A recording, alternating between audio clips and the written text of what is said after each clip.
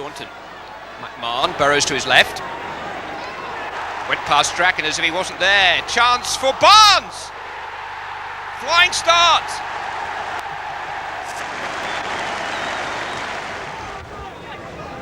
Nice idea from Houghton. Their club beating rush to it. Staunton though. Rosenthal thinking about a shot. Oh, why not? Well, that's Ronnie Rosenthal all over. I think Gordon Strachan will want to take Rosenthal off the pace now as he knocked it too far. But he's found Rush, and Rush does the rest. 3-0 to Liverpool.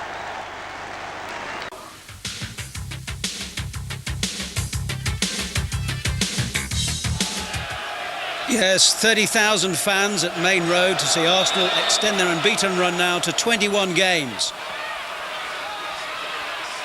The winner came from Alan Smith in 59 minutes, his 11th goal in 10 games. Arsenal still only a point adrift of the leaders and disappointed that Leeds couldn't help them today.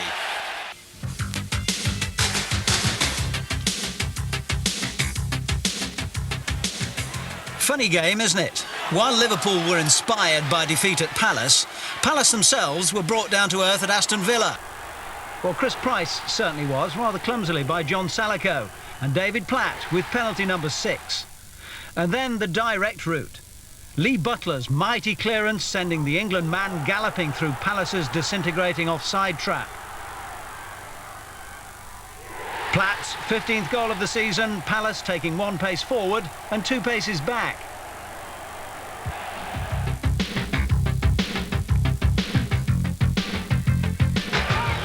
The wheels seem to have come off at Chelsea. 7 wins on the trot before Christmas for Mr. Major's boys, but nothing since. Looked OK early on when Kevin Wilson put them ahead at home to Everton. Nice goal, but only 3 minutes of elation. Graham Sharp profiting from some dodgy defensive play to equalise. But you've seen nothing yet. When Chelsea get into a tangle, it's the mother and father of all tangles. More in hope than judgment, Pat Nevin screwed this one back for Jason Cundy to score his 2nd own goal in 4 days. 3 successive defeats now for Chelsea.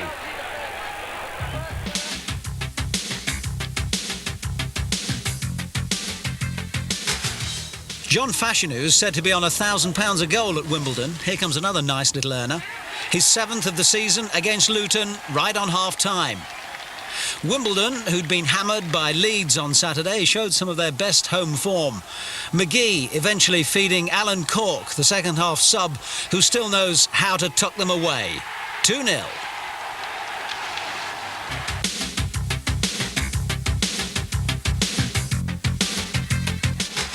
It's been a miraculous festive season for Sheffield United. They've actually won 3 matches, and this is the latest. Brian Deane claiming his 11th goal from Vinnie Jones's long throw. Mind you, Vinnie nearly threw it away before half-time. He's certainly got a hand on it, but of all people, Roy Wegerle missed a penalty for Queen's Park Rangers. There's now only 4 points between them, and United have a game in hand.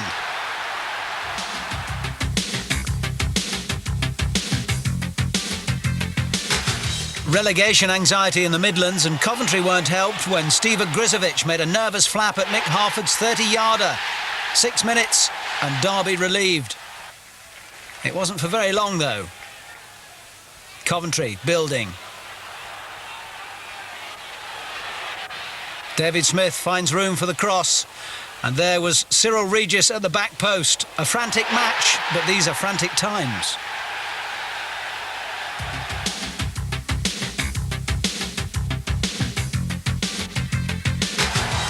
Sunderland eased the pressure on themselves with victory over Southampton. Colin Pascoe fetched down here in full flow by Gary Owers, and Kevin Ball ending a sequence of 4 successive reverses for Sunderland. Southampton's mini revival on ice.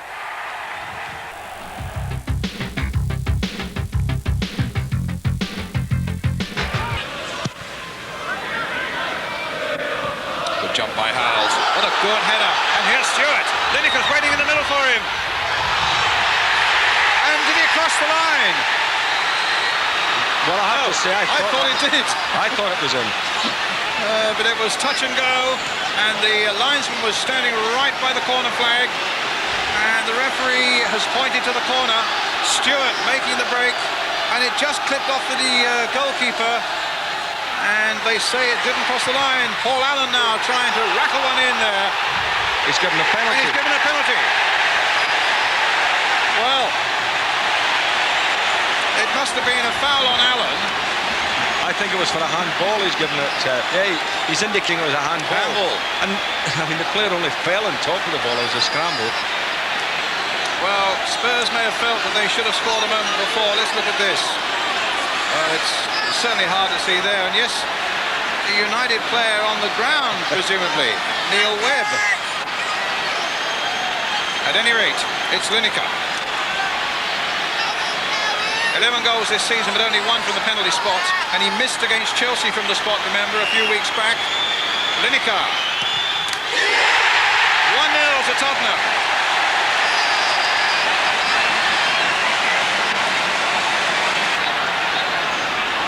Owen, hitting it forward again. Phelan had stayed up there.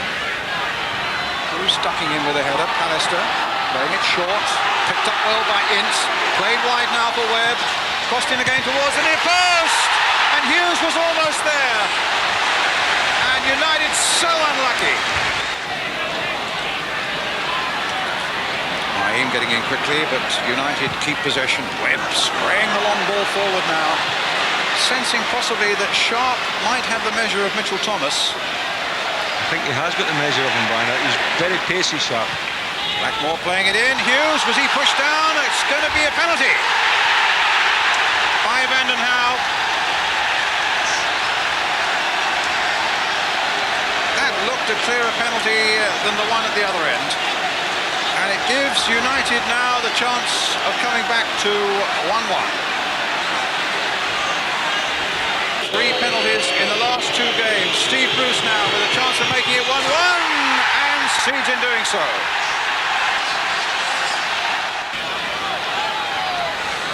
Oh, good play by Paul Stewart.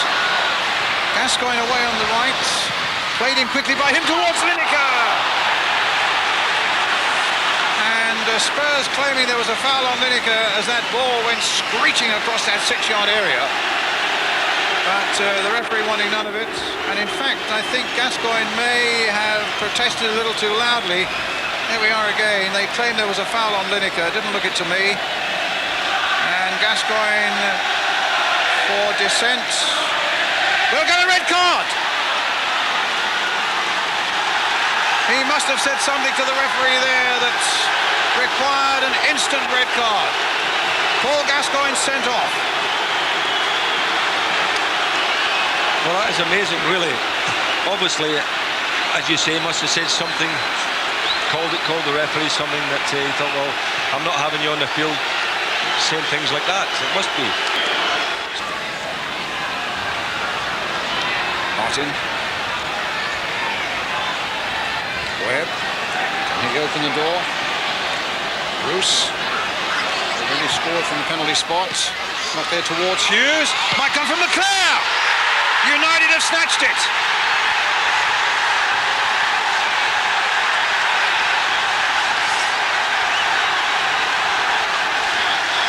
With 5 seconds into injury time gone, Leclerc gets a smacker from Paul Ince as the ball fell so invitingly for him. Hughes battling away, and suddenly there it is for Leclerc, and really Torsfield had no chance at all with that.